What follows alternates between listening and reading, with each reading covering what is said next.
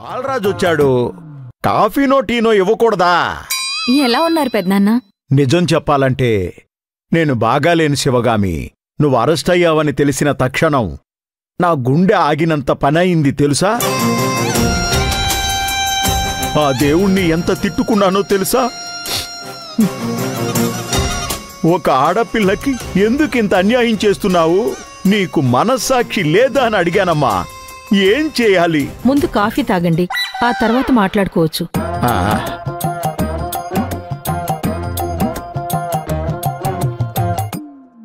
ఏం బాలరాజు గారు, ఈ మధ్య అసలు రావడం లేదు? ఏం చెప్పమంటావమ్మా? కూతురు అరెస్ట్ అయి పోలీస్ స్టేషన్లో ఉంటే నేను ఏ మొహం పెట్టుకుని రావాలి చెప్పమ్మా? నేను ఎంతమంది దేవుళ్ళకి మొక్కుకున్నానో తెలుసా? చివరికి ఆ దేవుడే మన శివగామిని కాపాడాడు. పెద్దమ్మ గుడికి వెళ్ళి, అమ్మా మన శివగామిని ఒడ్డున పడేసే పూచి నీదే అని మొక్కుకొనొచ్చానమ్మా. మొక్కు కూడా తీర్చుకున్నాను. 3 కత్తెర్లు కూడా ఇచ్చాను. గుడి చుట్టూ 108 ప్రదక్షిణలు కూడా చేశానమ్మా. అరికాళ్లతో పాటు మోకాళ్లు కూడా అరిగిపోయాయమ్మా. నువ్వు సూపర్ తాతయ్య. అసలు బాగా కష్టపడినట్టున్నారు కదా, చాలా నడిచినట్టున్నారు. మోకాలు అరిగినా కూడా చాలా ఫాస్ట్ గా నడుస్తున్నారు. మీరు సూపర్ మ్యాన్ కదా. ఎంత తెలివైందయ్యో చూడు, అసలు దేనికి బెదరదు.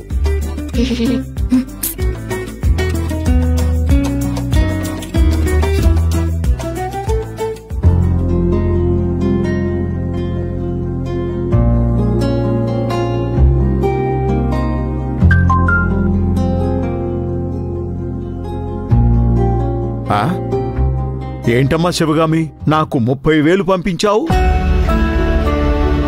నేను నిన్ను అడగలేదు కదమ్మా. అందుకే కదా తాత మీరు ఇక్కడికి వచ్చింది.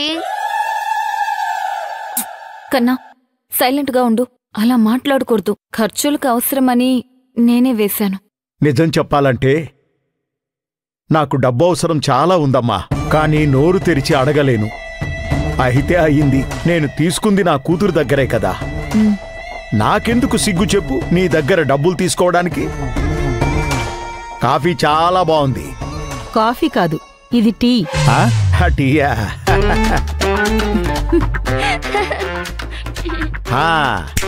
అది లక్ష్మమ్మ గొప్పతనం. టీ కూడా కాఫీలాగే పెడుతుంది. వెళ్ళొస్తానమ్మా శివగామి. తల్లి వెళ్ళొస్తానే. లక్ష్మమ్మ వెళ్ళొస్తాను. సుజాతకి చెప్పు, డ్రైవర్కి చెప్పు. సరే అమ్మా వెళ్ళొస్తాను.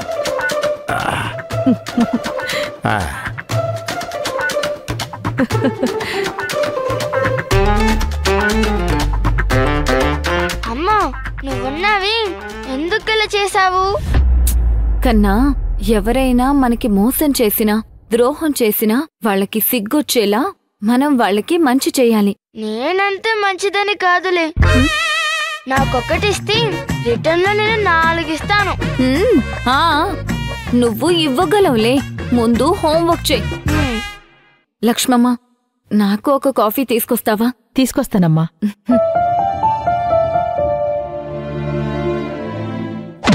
రారా గుంట నక్కలా చూస్తున్నా. ఇదేరా నీకు last warning.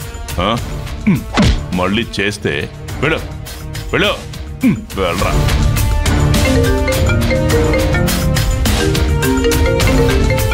Guruji phone. Ayesha bus,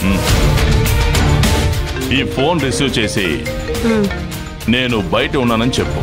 అలాగే బాస్. వద్దు ఉండు, నువ్వు వద్దు. గుణ, ఆ ఫోన్ ఆపి ఇక్కడికి వచ్చి నా ఫోన్ లిఫ్ట్ చేయి. సరే సరే, నేను మళ్ళీ కాల్ చేస్తాను.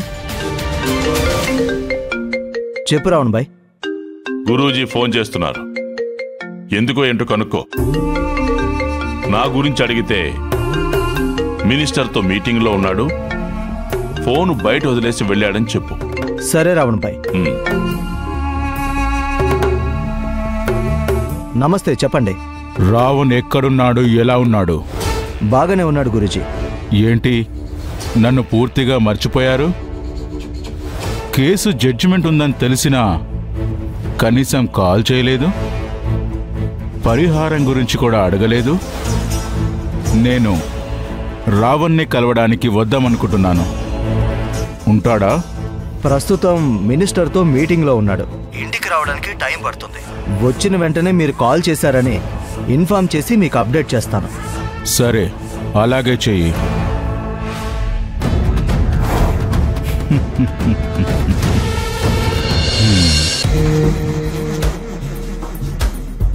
ఏంటంట? ఇంటికి వస్తాను అంటే ఇప్పుడు కుదరదు అని చెప్పాను. జడ్జిమెంట్ అప్పుడు ఎందుకు నాకు కాల్ చేయలేదు అన్నాడు. చేస్తే ఏం పొడి చేసేవాడో మరి. ఆ గురూజీ మంత్రాల కన్నా అతను బిల్డప్పే ఎక్కువ. ఒళ్ళు పెంచుకోవడం తప్ప మంత్రశక్తి పెంచుకోలేదు.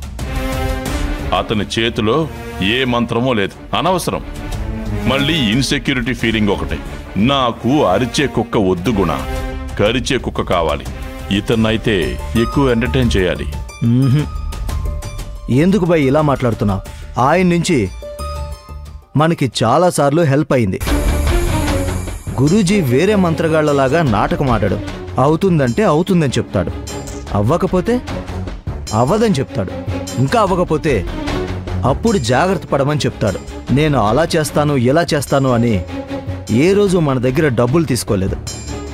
నువ్వు చెప్పేది కరెక్టే గుణ. ఆయన శక్తితోనే మనకి వర్క్ చేసి పెట్టారు. ఆయన ఏదో పని లేకుండా ఫోన్ చేయడు. రమ్మని చెప్పు. సరే bye.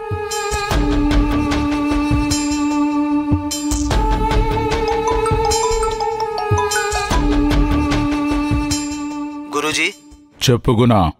Raavan bye minister meeting నుంచి బయటకొచ్చారు. మీరు ఫోన్ చేసిన విషయం చెప్పాను. ఆయన ఈరోజు కొంచెం బిజీ అంట, రేపు కలుస్తానని చెప్పాడు.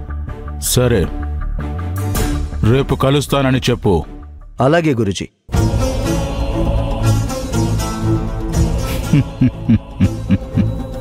రేపు కలుస్తానన్నాడు.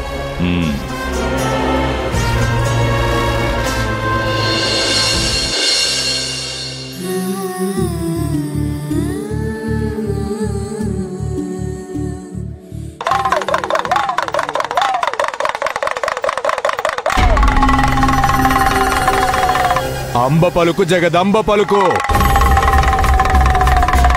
అంబ పలుకు జగదంబ పలుకు.